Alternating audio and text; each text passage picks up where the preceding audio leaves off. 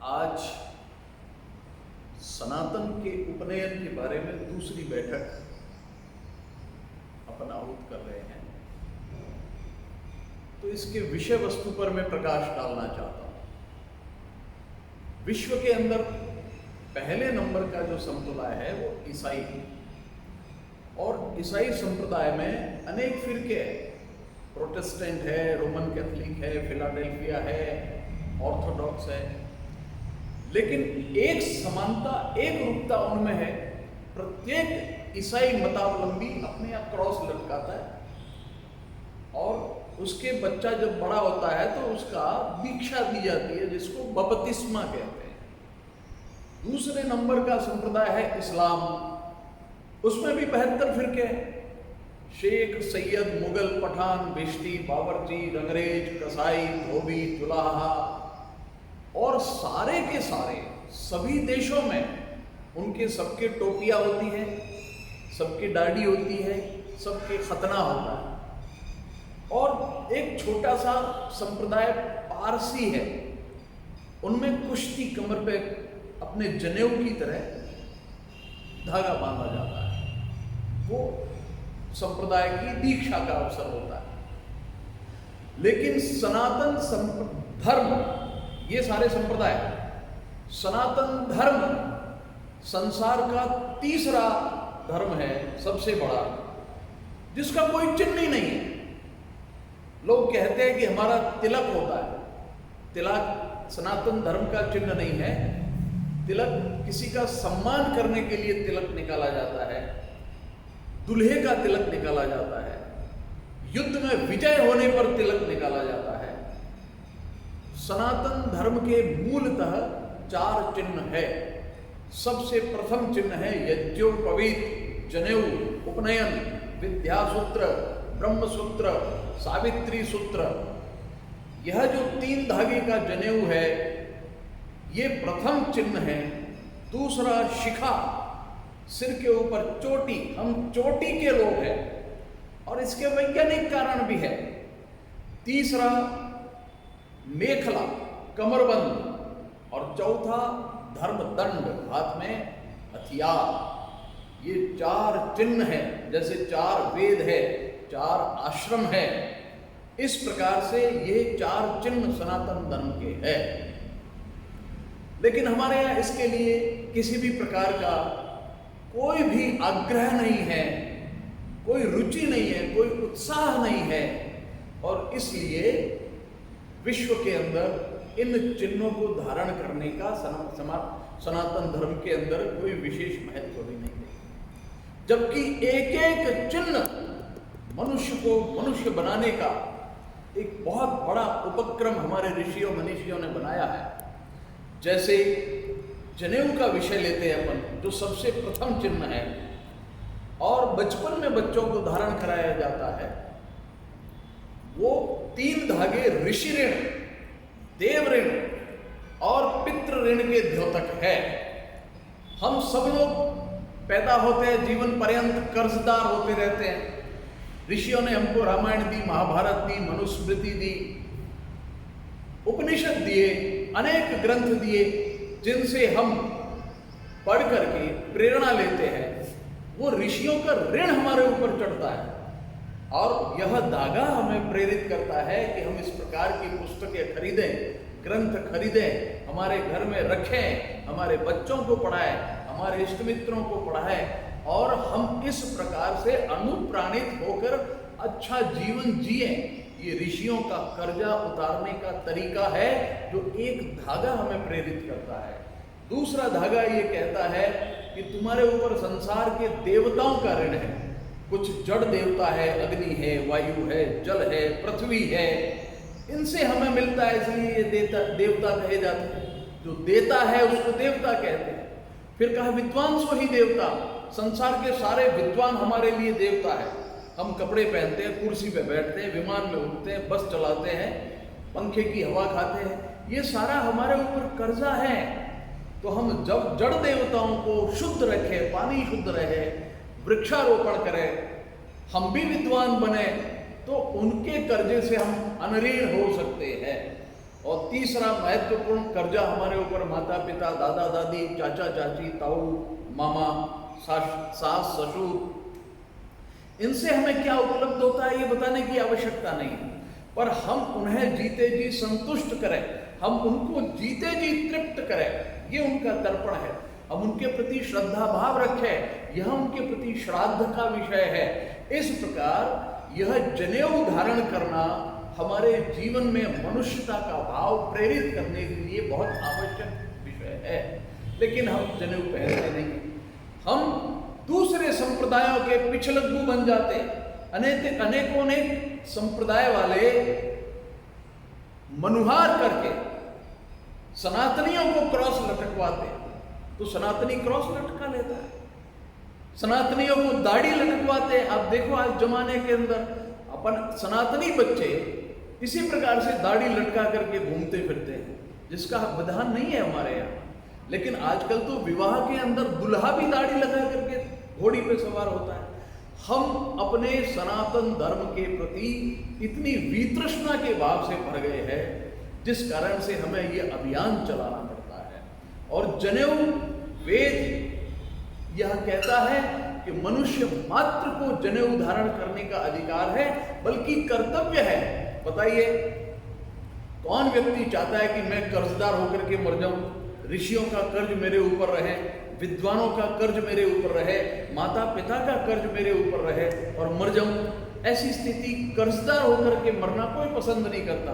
और कर्ज से मुक्त होकर के मरे, अच्छा जीवन जिए, मनुष्य बनकर के जीवन जिए, सदप्रेरित होकर के जीवन जिए, अच्छे गुणवान होकर के जीवन जिए, इसके लिए जनेऊ है। कोई भी व्यक्ति जनेऊ पहन सकता है। उत्तर प्रदेश में अभियान चल रहा है। मेरठ में 15-20 दिनों पहले कम से कम 10,000 लोगों ने, जिसमें सब तबके के लोगों ने जनेऊ पहना और गर्वान्वित होकर के जनेऊ पहना। और ये ऐसी परंपरा चल पड़ी कि अभी 8-10 दिन पहले मुजफ्फरनगर में एयर कंडीशन हॉल के अंदर पांव धरने को जगह नहीं थी। इतने लोग, वहां के जितने दलित वर्ग कहा जाता है, अनुसूचित वर्ग कहा जाता है, वहां से लेकर के गुर्जर, जाट, ब्राह्मण, क्षत्रिय, सब लोगों ने जनेऊ पहना। एक छोटा सा रंजक उदाहरण बताता हूं सनातनियों के लिए कि जनेऊ कितना आवश्यक और उपयोगी है आज के आपाधापी की जिंदगी में। आप इसको मनोरंजक ढंग से भी ले सकते हैं। कब किसका रोड साइड एक्सीडेंट हो जाएगा कोई नहीं कह सकता। कोई कह सकता है जायसवाल जी? कोई नहीं कह सकता। और किस जगह एक्सीडेंट होगा ये भी नहीं कह सकता।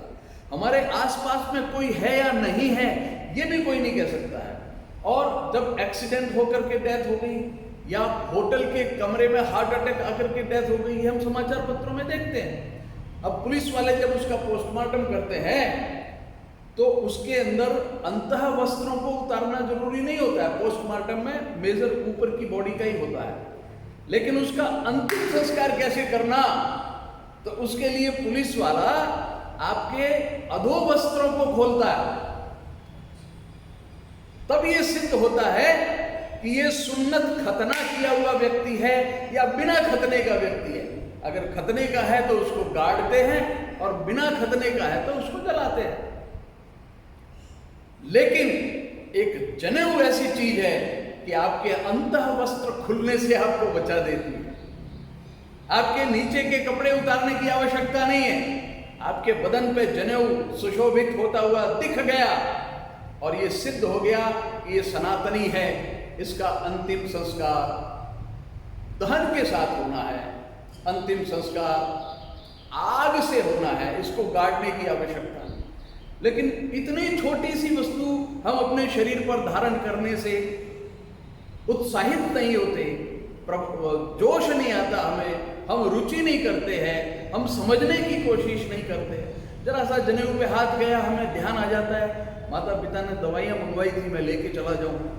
जरा सा जनेऊ पे हाथ जाता है, हमें ध्यान आ जाता है आज मैंने रामायण का पाठ नहीं किया, आज मैंने ईशोपनिषद का एक भी प्रश्न नहीं पढ़ा, मुझे पढ़ना चाहिए, मैं सनातनी हूँ। जरा सा जनेऊ पे हाथ जाता है, मुझे ध्यान आ जाता है अरे नहीं मुझे गाली नहीं बकनी।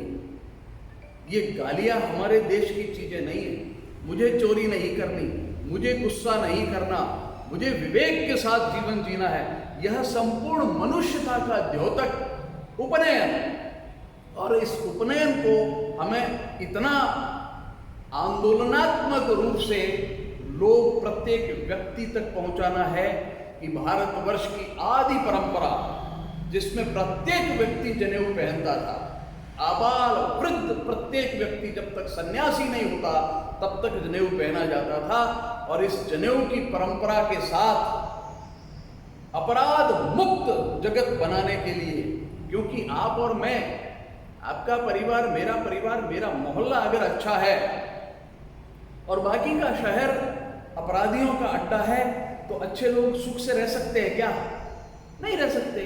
इसलिए पूरे शहर को अपराध मुक्त, पूरे शहर को अच्छे लोगों से युक्त बनाने का एक सबसे श्रेष्ठतम तरीका हमारे मनीषियों ने बनाया कि जनेऊ पहनाओ। और जनेऊ पहनने के साथ उस व्यक्ति के अंदर ये भावना जगती है कि मुझे सद्कार्य के साथ जीवन जीना है। मैंने अनेक शराबियों को जनेऊ पहना है, बीड़ी पीने वाले, सिगरेट जर्दा खाने वालों को, वो कहते हैं कि हम दारू पीते हैं, मांस खाते हैं। कोई बात नहीं, जनेऊ पहनो।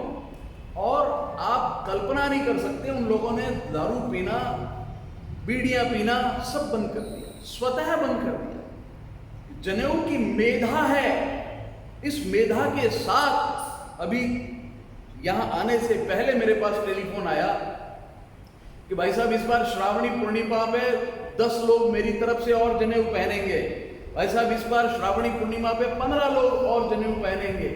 यह आंदोलन पूरे भारत में बड़ी तीव्र गति से आरंभ हो गया है कि सनातनी प्रत्येक व्यक्ति, चाहे वो किसी वर्ग का हो, किसी संप्रदाय से जुड़ा हुआ हो, अगर वो सनातनी है तो वो जनेऊ पहनेगा। ऐसा यह आंदोलन आरंभ हो चुका है। हम कितना जल्दी इसको अपने गले से लगाएं, हम कितना जल्दी व्यवहारिक रूप से अपने मित्रों, अपने रिश्तेदारों, अपने जान पहचान वाले, अपने मोहल्ले के, अपने शहर के लोगों के साथ जोड़ करके इस जनेऊ आंदोलन को सनातन का उपनयन के रूप में चलाएं, प्रवाहित करें। बस यही आज के दिन मुझे निवेदन करना है। और आप सब लोग प्रयत्न करें, अपने सारे मिलने वालों से कहें कि हम इसको, उदयपुर को राजस्थान में एक आदर्श नगर बनाएं, क्योंकि उदयपुर सुंदर है, उदयपुर खूबसूरत है, अच्छा टूरिस्ट प्लेस है, ये बहुत अच्छी बात है। लेकिन संपूर्ण रूप से इसको अच्छा नहीं कह सकते, क्योंकि उचक्के यहाँ भी टूरिस्टों के पर्स उड़ाते हैं, उचक्के यहाँ भी चैनें तोड़ते हैं, उचक्के यहाँ भी वाहन चुराते हैं, यहाँ भी घरों में चोरियां होती है, सब प्रकार के अपराध, हत्याएं यहाँ भी हो रही है। उन सब से मुक्त हो तब जाकर के आप भारत को खूबसूरत बता सकते हो, विश्व गुरु की संकल्पना प्रकट कर सकते हो। उसके बगैर कुछ भी नहीं हो सकता है। और उसका यह एक बहुत बड़ा और बहुत छोटा उपक्रम है सनातन का उपनयन।